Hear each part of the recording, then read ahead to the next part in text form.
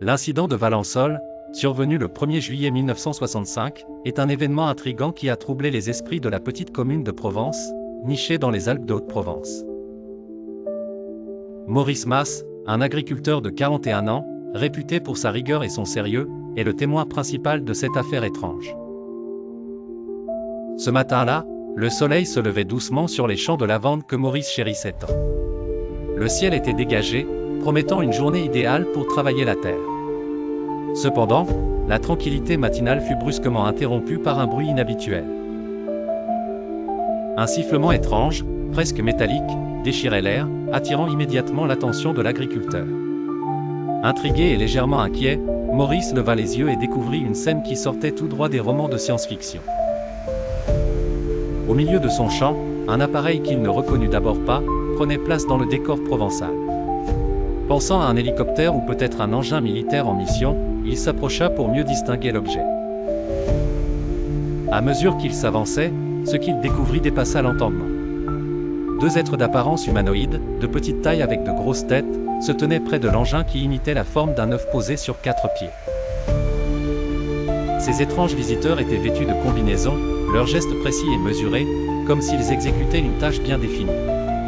À moins de 10 mètres de ces créatures, Maurice fut soudainement stoppé. Un des êtres, par un simple geste ou un rayon invisible, le paralysa, l'empêchant de faire le moindre mouvement ou de pousser le moindre cri. Impuissant, il observa le déroulé des événements avec une terreur contenue. Après quelques minutes, les deux êtres réintégrèrent leur machine infernale, qui, contre toute évidence, s'éleva dans le ciel d'une manière silencieuse et majestueuse, disparaissant comme elle était venue. Une fois seul, Maurice retrouva ses mouvements. Sous le choc, il regagna tant bien que mal sa maison. La gendarmerie fut alertée, et une enquête s'ensuivit. Ce qui intriguait au-delà du témoignage de Maurice étaient les traces laissées par l'engin, un sol dur, sec comme jamais, presque vitrifié par endroits, rendant la repousse des plantes laborieuse pendant plusieurs années. Malgré la présence évidente de ces indices matériels, l'affaire demeura mystérieuse. Maurice, marqué profondément par cet événement, préférait le silence, partageant son histoire qu'avec une poignée d'enquêteurs intrépides et de journalistes curieux.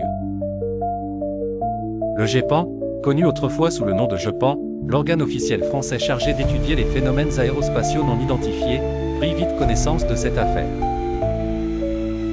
Elle rejoignit la liste des observations inexplicables qui continuent d'enflammer les débats et d'alimenter les théories les plus folles autour de l'existence d'une vie au-delà de notre planète. Ainsi, l'incident de Valençol demeure, aujourd'hui encore, une pierre angulaire des mystères ufologiques en France.